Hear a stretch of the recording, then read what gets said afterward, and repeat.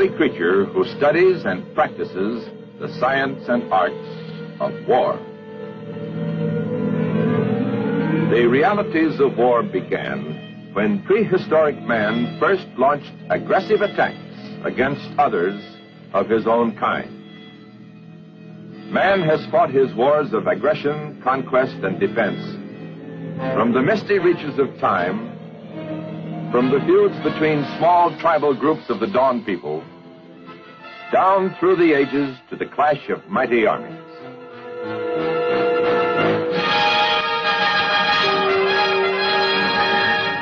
The history of war parallels the history of the human race. It is estimated that since 3600 BC, some 14,500 wars, great and small, have been fought. Throughout more than 5,000 years, man has known fewer than 300 years of peace. Instead, a succession of wars of conquest for new lands and treasure. Wars to build empires and exploit vassal peoples, to capture trade and commerce.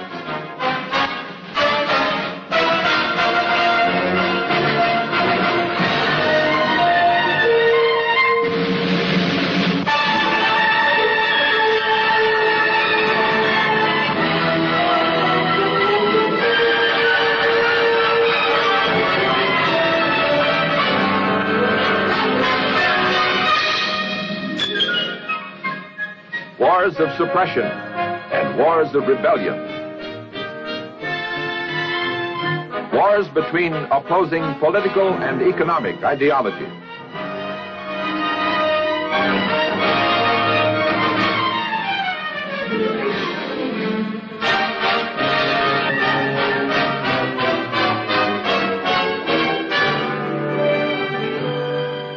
Through all this immeasurable history of strife, struggle, and carnage, there shines forth a great light. Man's innate love and longing for peace and freedom.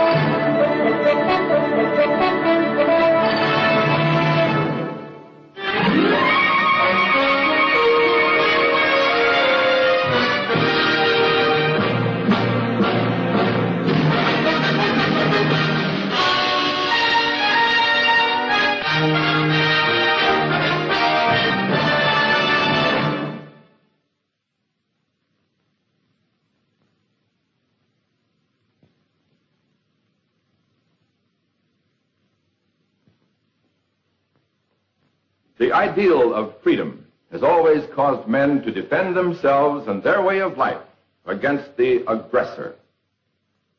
If they were weak, they went down before the power of the aggressor in the battle for survival.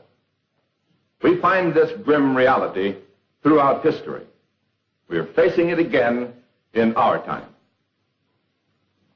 One of the greatest deterring forces which gives the aggressor pause is the combined military strength of the United States. The modern United States Army is a potent part of that military establishment. Strong, ready, alert. It has not always been so. The history of the Army's buildup during the past 50 years, from weakness to a strong, modern fighting force, is an epic story. The story of a mighty armed force, organized and maintained, not for conquest, but for the defense, not only of this nation, but of the entire free world, and dedicated to win the ultimate victory. Nothing like it has occurred in all the history of man. For more than a century, the United States was more or less isolated from large-scale participation in major European and Asian wars by the vast oceans to the east and west of us. Most Americans thought the Atlantic and the Pacific were our protection. We had a new and rich continent to develop, a mighty nation to build. We did not wish to become embroiled in the quarrels of remote and alien peoples. We wished to prosper in peace. The Spanish-American War saw the United States emerge as a world power. But we still took great comfort in our relative isolation. And our complacency grew until a leading role in world affairs, for which we were ill prepared, was suddenly thrust upon us, against our will and desires. It actually began in 1914. In Germany, Kaiser Wilhelm and his Prussian militarists had built up a massive army as an instrument of conquest to expand the German Empire. In 1914, Europe, and more specifically the Balkans, were a powder keg with a short fuse, awaiting the spark.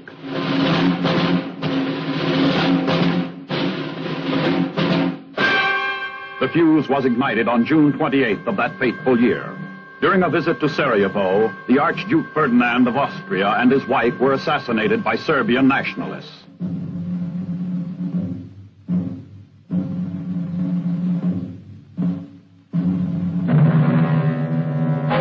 Later, Austria declared war on Serbia. Serbia appealed to her ally, Russia. Russia ordered full mobilization. Germany did likewise. On the 1st of August, German troops moved on France, sending a 12-hour ultimatum to Belgium. England, having guaranteed Belgium's independence, honored her commitment. World War I was on.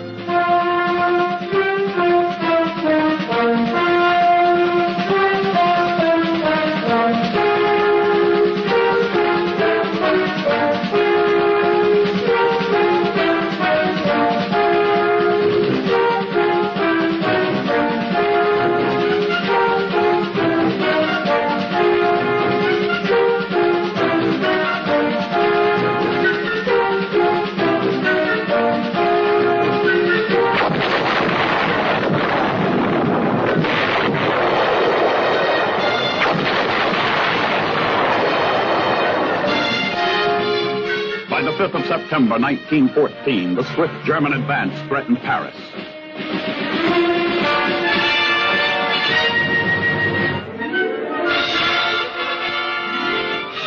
Thousands of French reinforcements were rushed to the front.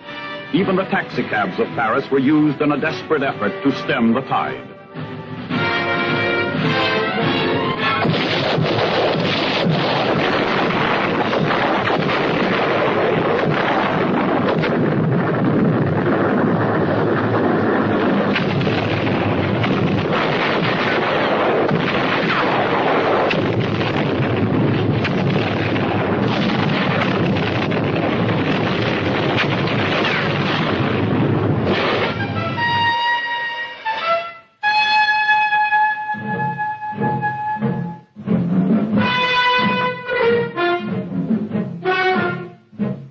To most typically complacent Americans, it was just another of Europe's interminable quarrels, something we read about in the newspapers. Our official position, strict neutrality, a policy proclaimed by President Woodrow Wilson. The entire United States Army consisted of less than 100,000 officers and enlisted men. No single unit was larger than a regiment.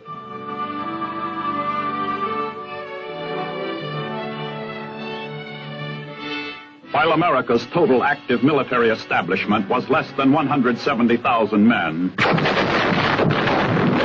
millions were mobilized and fighting in Europe.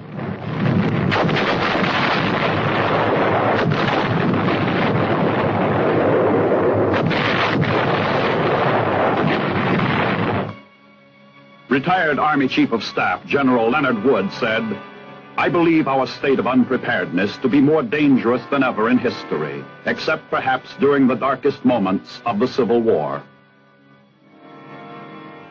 A few other professional soldiers read the signs of danger which could jeopardize their nation's safety. They were dedicated men, little known to the American public. Generals Hugh Scott, Tasker Bliss, and Peyton March, who served successively as Army Chiefs of Staff from 1914 through our participation in World War I.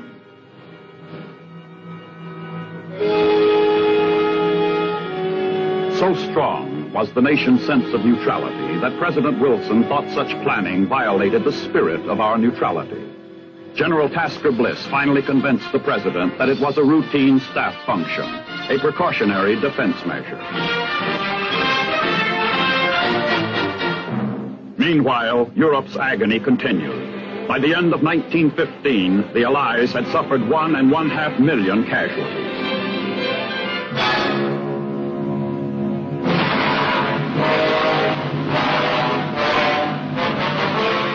During the first 3 years of the war, great and historic battles were fought. The First Battle of the Marne.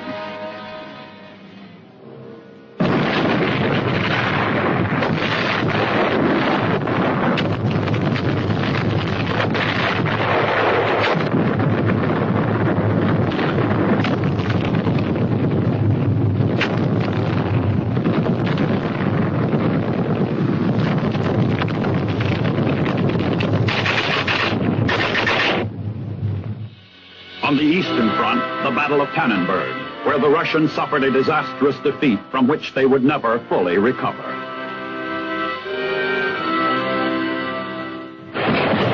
Soon, the Western Front was confined largely to trench warfare.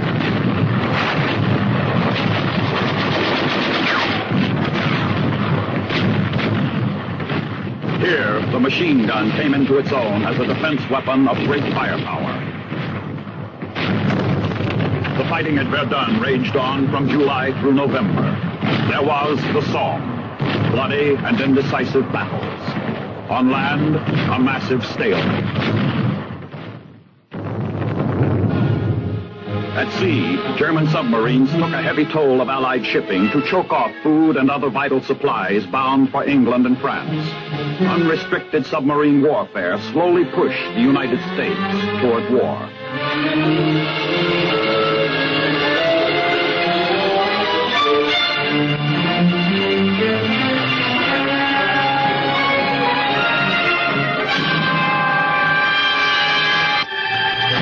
The liner Lusitania was torpedoed. 1,200 civilians lost their lives, 139 of them Americans. The United States government made strong protests. The Germans agreed to restrict submarine activity. The agreement was not kept. Within months, unrestricted U-boat warfare was resumed.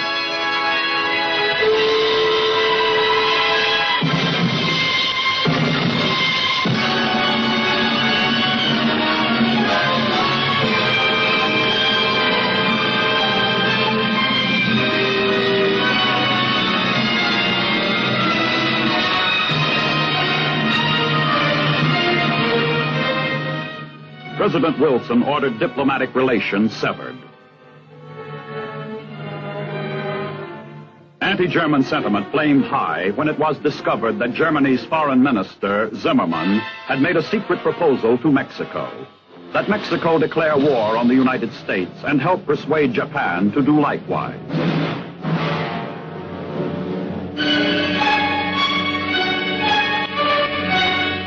As a reward, Mexico would be given a fat slice of the United States. Arizona, Texas, and New Mexico. So sure was Germany of winning the war. The German warlords were convinced that America had neither the disposition nor the capability to wage war effectively. Our military weakness gave comfort to the aggressor. But on April 6, 1917, President Wilson asked the Congress for a declaration of war. His message reflected the feeling of the nation when he said, "We have no selfish ends to serve. We desire no conquest, no dominion. We enter this war only where we are clearly forced into it, because there are no other means of defending our rights." We had an army of only 200,000 men. 65,000 were National Guardsmen commanded by General John J. Pershing, pursuing Pancho Villa, who had been raiding our towns along the Mexican border.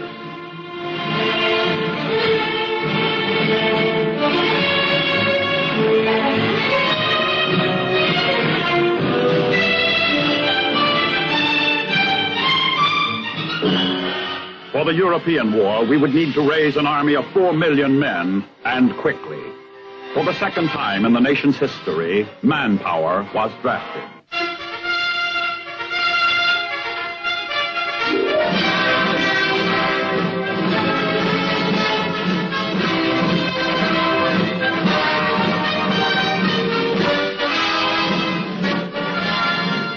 Those millions had to be housed, fed, clothed, trained, armed and equipped, and transported. A seemingly insurmountable task faced fewer than 9,000 regular Army officers and an equally small hard corps of non-commissioned officers. But they met the challenge and molded raw citizen soldiers into a fighting force that was to win the victory.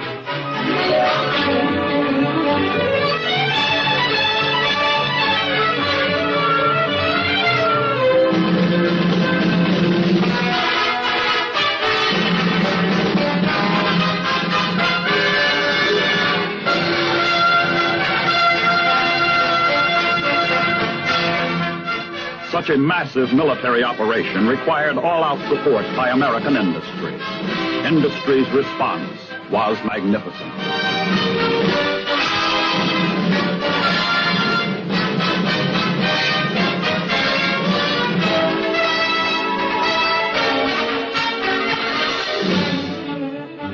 We transported overseas more than 2 million United States troops.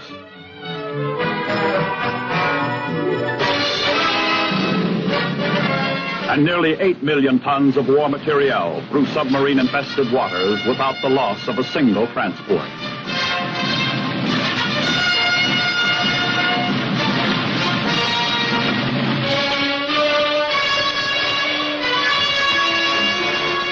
The United States Navy was on the job.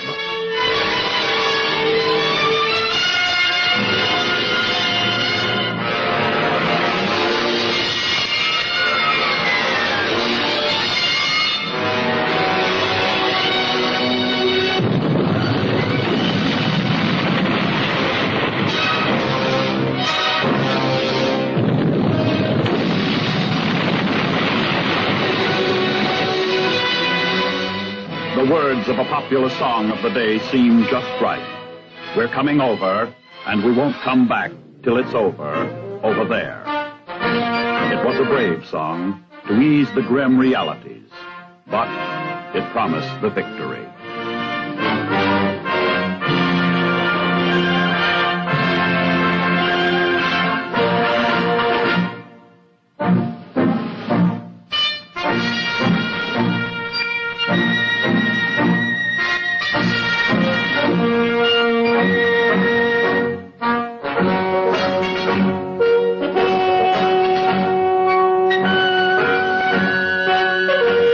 In 1917, Tsarist Russia collapsed.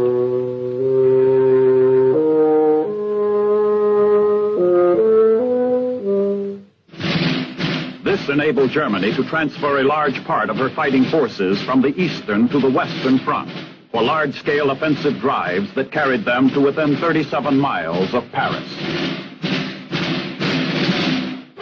To stop the massive German offensive, General Pershing sent the United States 3rd Division to Chateau-Thierry. The 2nd Division was rushed up to the line on the west to hold the road that led from Chateau-Thierry to Paris.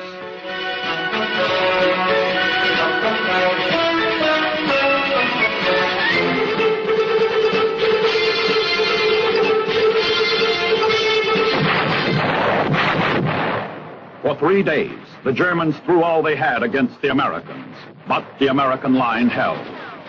Despite what the German soldier had been told, he soon discovered that the American soldier was a tough fighting man to be reckoned with.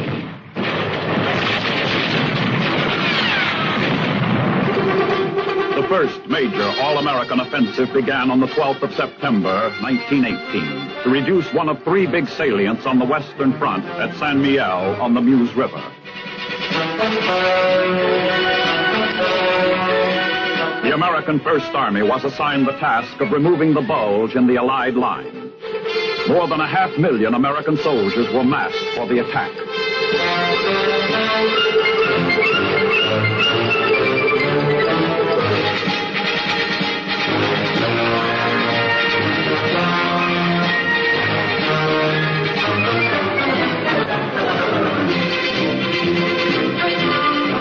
The big push called for all-out air support, the greatest concentration of air power yet seen in warfare. More than 1,400 aircraft.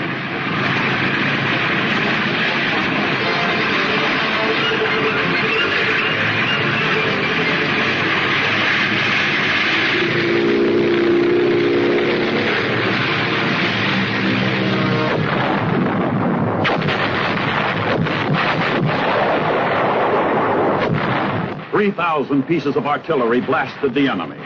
In 2 days, the salient was smashed.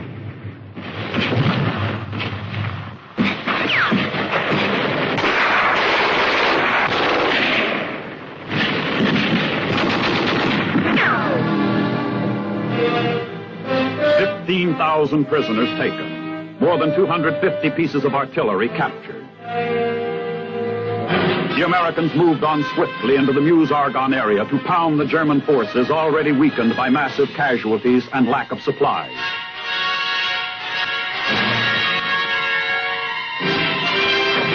Now 4,000 guns blasted the enemy day and night.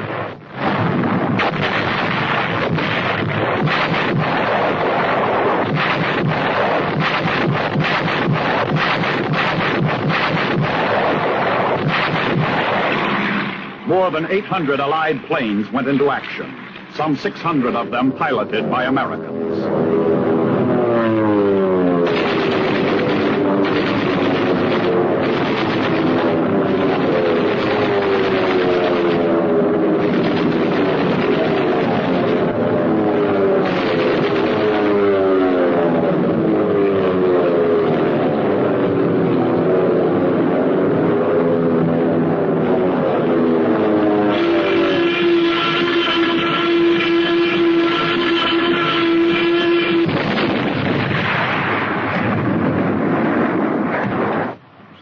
During the Allies' power drive, those first primitive tanks proved mobile armor would play an essential part in any future warfare.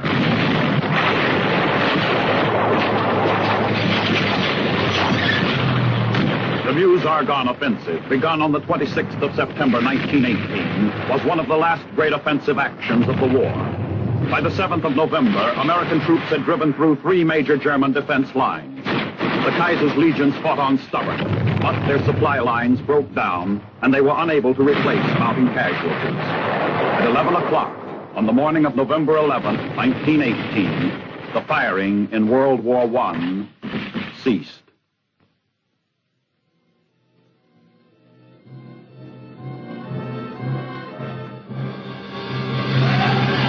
The war to end all wars was over.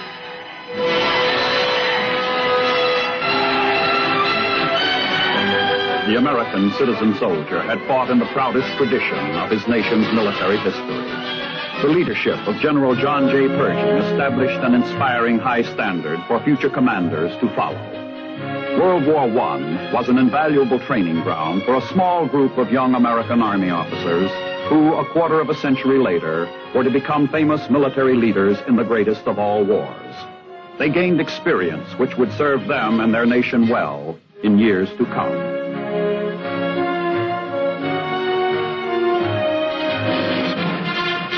But in 1918, they too welcomed the armistice and returned home with their battle-weary troops.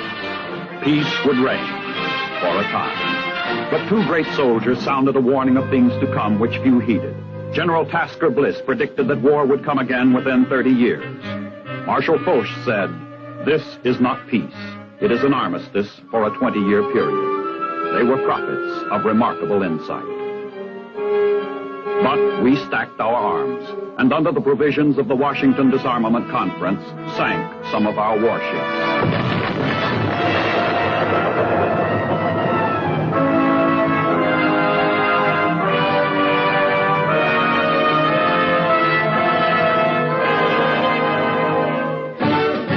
The American people relaxed, pursuing the arts and pleasures of peace. Our large wartime army had disintegrated. It became a memory.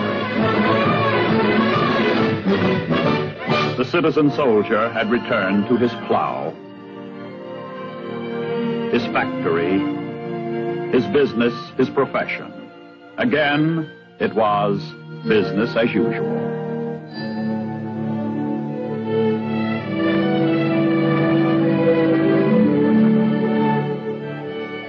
Our troops engaged in peacetime garrison duties and an occasional training exercise.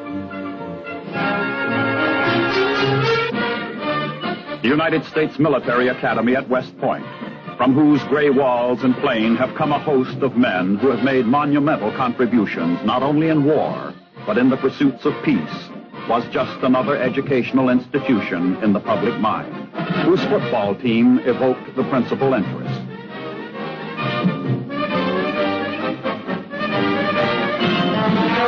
Yes, it was a time of peace. The military was not important in the general scheme of things. The nation fell back into its old ways of blessed isolation and complacency. We pursued fun instead. Those were the days of prohibition.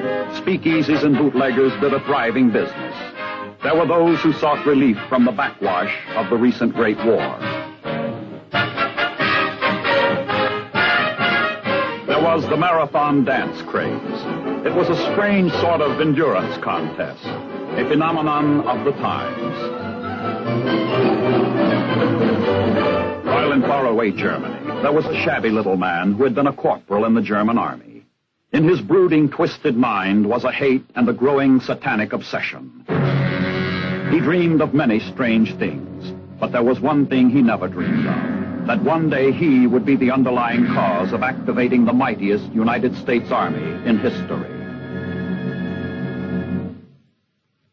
You have just seen the introduction to a special documentary series of Big Pictures, presenting highlights of the history of the United States Army from World War I to the Cold War years of the 1960s, portraying the far-reaching events during 50 years which carried a nation from isolationist complacency to immense global responsibilities and commitments in the struggle to defend its own good way of life and that of the rest of the free world as well.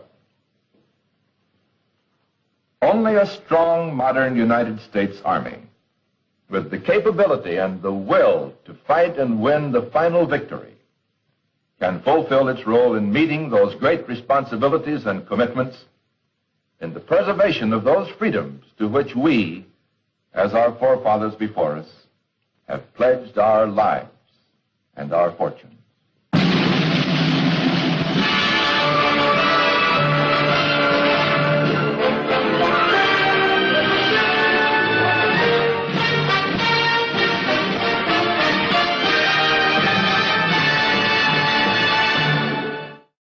More than 500 wars, great and small, have been fought. Throughout more than 5,000 years, man has known fewer than 300 years of peace. Instead, a succession of wars of conquest for new lands and treasure. Wars to build empires and exploit vassal peoples. To capture trade and commerce.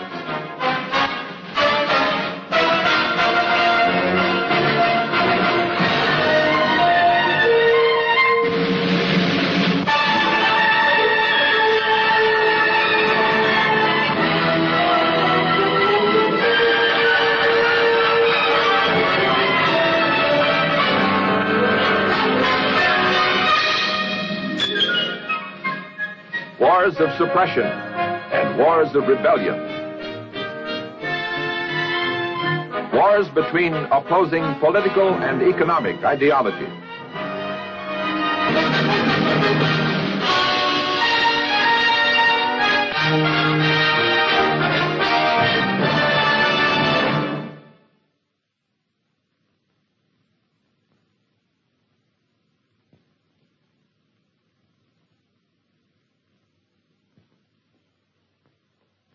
The ideal of freedom has always caused men to defend themselves and their way of life against the aggressor. If they were weak, they went down before the power of the aggressor in the battle for survival. We find this grim reality throughout history. We are facing it again in our time.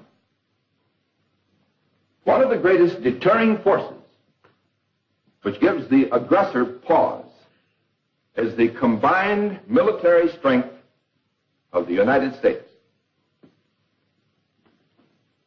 The modern United States Army is a potent part of that military establishment.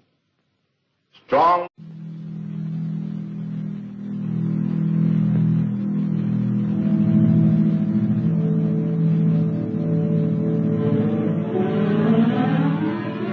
Man, Earth's only creature who studies and practices the science and arts of war. The realities of war began when prehistoric man first launched aggressive attacks against others of his own kind. Man has fought his wars of aggression, conquest, and defense from the misty reaches of time, from the feuds between small tribal groups of the Dawn people, down through the ages to the clash of mighty armies.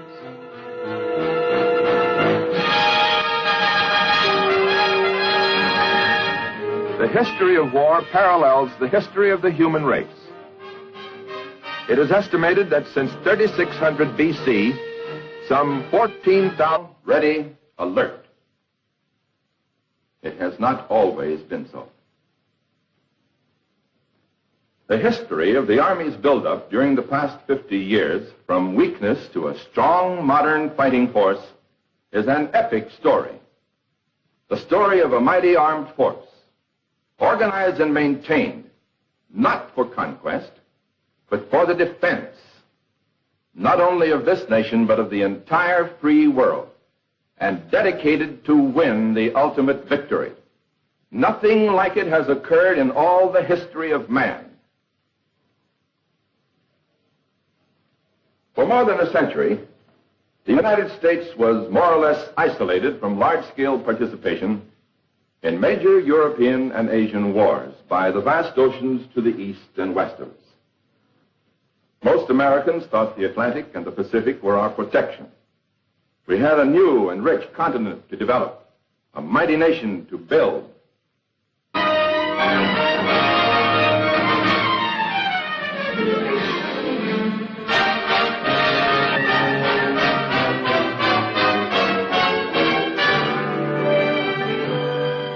Through all this immeasurable history of strife, struggle, and carnage, there shines forth a great light.